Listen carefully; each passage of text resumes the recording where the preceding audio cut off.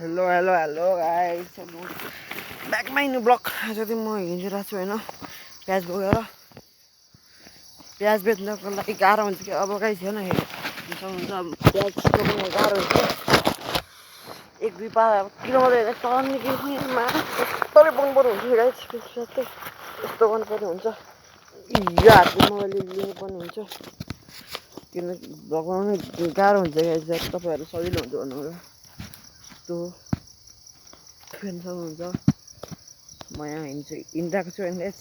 र बाटो यस्तो छ, जङ्गलको बाटो, यहाँ कोही नि आउनु हुँदैन गाइस। हेर्न सक्नुहुन्छ तपाईँ आफै। अरू त मैले के नै भन्न चाहन्छु र गाइस। म अब हिँडिरहेको छु। मेरो गन्तव्य हो होइन गाइस, ब्लगर। म हिँडिरहेको छु। अब अरू नै भन्न सकिन्छ र भिडियो लाइक गर्नु होला, च्यानल सब्सक्राइब गर्नु होला होइन गाइस। मेरो युट्युबर भन्ने चाहना छ मेरो। यो चाहना इच्छा पुरा हुन्छ गाइस, मेरो पुरा हुन्छ होला होइन। मलाई थाहा छैन तर मेरो फेरि फोन राम्रो छैन क्या, स्यामसङ J7 के हो यो हुन्छ होइन। अरू के नै भन्न सकिन्छ र भ्युज पनि त्यति साह्रो गर्दैन यार। 32 भ्यू 33 भ्यू त आउँछ। के भन्न सकिन्छ अब। मैं इसमें बोलूं क्या, करूँ तो करूँ क्या, गफ गाइस। बाटो एकदम भयङ्कर छ होइन गाइस, एकदम गाह्रो हुनेछ मलाई। त्यही नै म हिँड्न छु। अब किन गर्न सक्नुहुन्छ गाइस, यो प्याज बेचेर।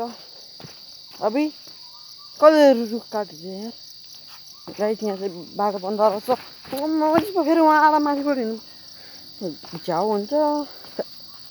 पहिले थाहा भए पनि आउँदैन थियो होला। राम्रोसँग सकिन्छ गाइस, सकिन्छ कि नसिक्नु यस्तोमा। यता हेर्नुहुन्छ यहाँ कुन चाहिँ रुख सकिँदै त होइन गाइस, हेर्न सक्नुहुन्छ त्यहाँ सक्यो कि मान्छे रहेछ है। सकाइ 10-15 बाह्र त अब चुप गर्न सक्दैन एउटा गाइस। हेर्नुहोस् मलाई यहाँ कस्तो बनाएर सक्छ गाइस, किनकि हामी भने गाउँको मिडल क्लास फ्यामिली हो नि त होइन। जे नै गर्न सकिन्छ ताजी बिलाङ। ल गाइस, आजको लागि यति भन्न चाहन्छु म।